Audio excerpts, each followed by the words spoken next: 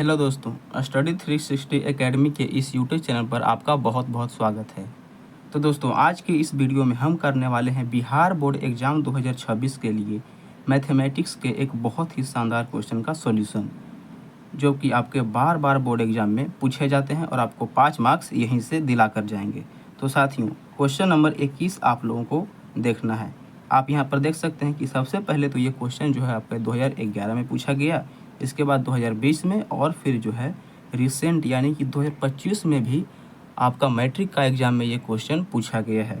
आश्चर्य की बात तो ये है कि दोस्तों यहाँ पर आंकड़ा भी चेंज नहीं किया गया, यानी कि 30 डिग्री तो 30 डिग्री, 45 डिग्री तो 45 डिग्री और 8 मीटर तो 8 मीटर, यानी कि वही वैल्यू जो है देकर आपके बोर्ड एग्ज़ाम में क्वेश्चन पूछ दिए जाते हैं।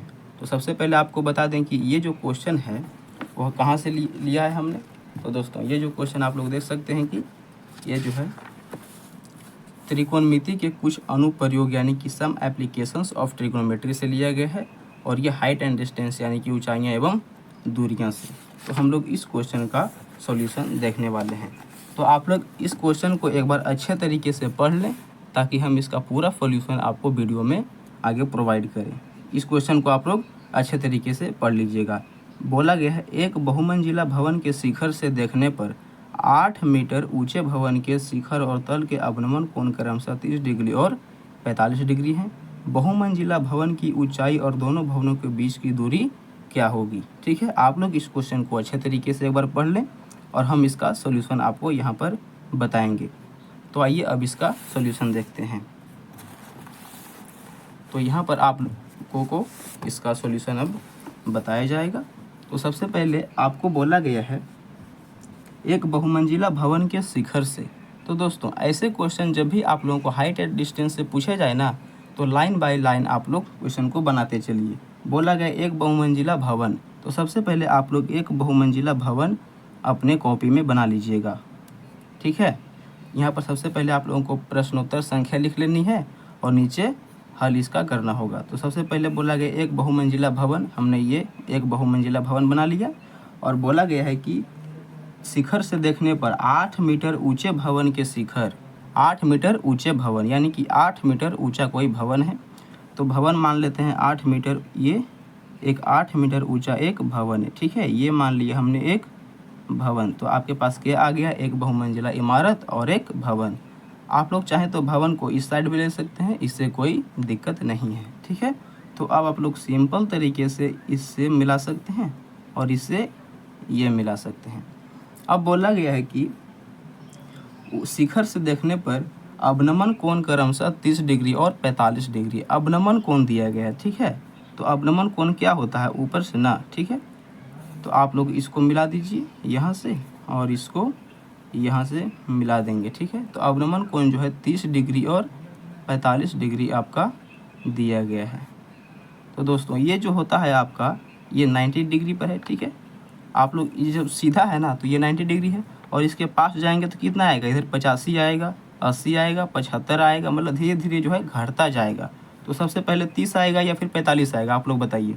तो सबसे पहले यहाँ क्या आएगा, 45 डिग्री आएगा। ठीक है, इसलिए यहाँ पर 45 डिग्री हो जाएगा और इसका जो मान है 30 डिग्री हो जाएगा, क्योंकि अवनमन कोण 30 डिग्री और 45 डिग्री दिए गए थे। ठीक है, और इसके साथ साथ यहाँ पर 8 मीटर इसकी ऊंचाई दी गई है, इसलिए ये जो वैल्यू है इसकी वैल्यू के बराबर हो जाएगी। ये देख लिया आप लोग, इसकी वैल्यू और इसकी वैल्यू क्या होगी, इक्वल होगी। आप लोग अच्छे तरीके से देख रहे होंगे, इसलिए इसका भी मान जो है 8 मीटर हो जाएगा। अब हम लोग सबसे पहले इसका नामकरण कर लेते हैं। कुछ भी मान लेंगे आप लोग, ABC मान लीजिए या फिर PQR कुछ भी मान सकते हैं, ABCDE हम लोग मान लेते हैं। ठीक है, तो आप लोगों को फिगर जो है बहुत ही ज़्यादा इम्पोर्टेंट होता है हाइट एंड डिस्टेंस के किसी भी प्रश्न को सॉल्व करने के लिए। अगर आप लोग इसे सॉल्व कर लेते हैं तो काफ़ी अच्छे तरीके से हो जाए, क्वेश्चन आपका पूरा बन जाएगा। अब आपसे क्या पूछा गया है, ये बहुमंजिला इमारत की ऊंचाई और इनके जो बीच की दूरी होगी क्या होगी। तो सबसे पहले बहुमंजिला इमारत की ऊंचाई आप लोग कुछ भी मान सकते हैं, चलिए हम H मान लेते हैं। ठीक है, H हमने ऊंचाई मान ली और इसकी वैल्यू 8 मीटर दी गई है। C और E के बीच की दूरी 8 मीटर है, तो बची हुई दूरी कितनी हो जाएगी, ये पूरा H है, ये इतना सा 8 है, तो बची हुई दूरी आपकी H माइनस 8 मीटर की हो जाएगी। ठीक है, तो आप लोगों को करना क्या है, सबसे पहले ये ट्रायंगल में चलना है ये वाला ट्रायंगल और एक ये वाला ट्रायंगल, ठीक है। दोनों ट्रायंगल में चलने के बाद आप लोगों को अच्छे तरीके से क्वेश्चन का सॉल्यूशन कर पाएंगे। तो आप लोग किसी भी ट्रायंगल से पहले चल सकते हैं। मान लीजिए हम लोग इस बड़े वाले ट्रायंगल से हम लोग पहले चलते हैं, ठीक है। तो इन ट्रायंगल कौन सा, ADE, ठीक है, ADE हम लोग लेते हैं सबसे पहले। तो क्या दिया गया है, ये लंब और आधार का रिलेशन आपके पास दिया गया है। और लंब और आधार का रिलेशन कौन होता है, tan थीटा का होता है, ठीक है। tan थीटा का आप लोग जानते होंगे। तो tan थीटा बराबर क्या होता है, लंब बटे आधार। तो लंब का मान जो कितना दिया गया है, h है। टोटल ऊंचाई कितनी है साथियों, h है। और इसकी वैल्यू तो हमें पता नहीं है, तो हम लोग एज इट इज इसे DE लिख लेंगे। tan थीटा, थीटा का मान कितना दिया है साथियों, 45 डिग्री, ठीक है। tan थीटा, थीटा का मान 45 डिग्री और h बटे DE हो जाएगा।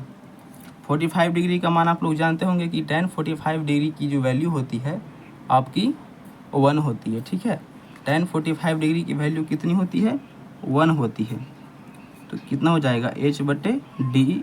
आप लोग यहाँ से DE की वैल्यू क्या ज्ञात करेंगे, h। DE बराबर h आपका आ चुका है, ठीक है। तो आप लोग इसे ध्यान में रखेंगे। अब आइए देखते हैं दूसरी तरफ, ये ट्रायंगल में, ठीक है, ABC। इन ट्रायंगल ABC, अब हम लोग दूसरे ट्रायंगल में चलेंगे, इन ट्रायंगल ABC, ठीक है।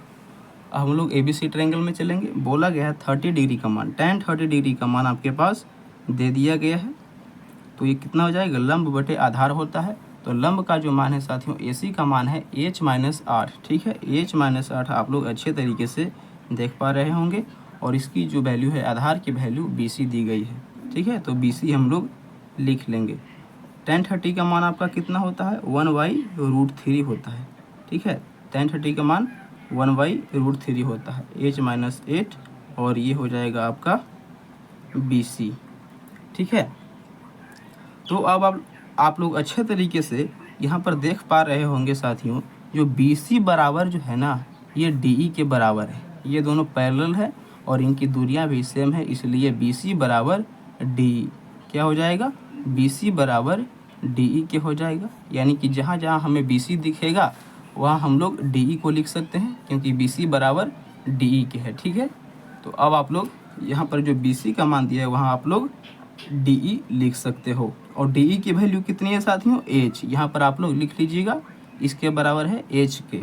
तो BC बराबर DE, DE बराबर h, यहाँ पर हम लोग लिख लेते हैं, चूँकि BC बराबर है DE के और DE बराबर है h के, ठीक है। तो अब आप लोग यहाँ से आगे बढ़िए। 1/√3 आपकी दी गई है और h-8, BC बराबर है h के, ठीक है। तो अब आप लोग उस तरफ देखिएगा, h-8 बटेगा h, क्या दिया गया था, 1/√3 = h-8/h, ये आपको दिया गया है। तो अब आप लोग यहाँ से क्या लिख सकते हैं साथियों, इसको 1/√3 लिखेंगे और h-8 बटा h, यानी कि जो दोनों का बटा होता है ना, इसको आप अलग अलग भी करके लिख सकते हो। इस प्रकार से आप लोग इसे लिख पाएंगे। तो आप लोग इसे काट दीजिएगा, तो कितना हो जाएगा आप लोग बताइए, ये हो जाएगा 1 और -8/h। आप लोग यहाँ से अच्छे तरीके से इतना तक समझ पाए होंगे।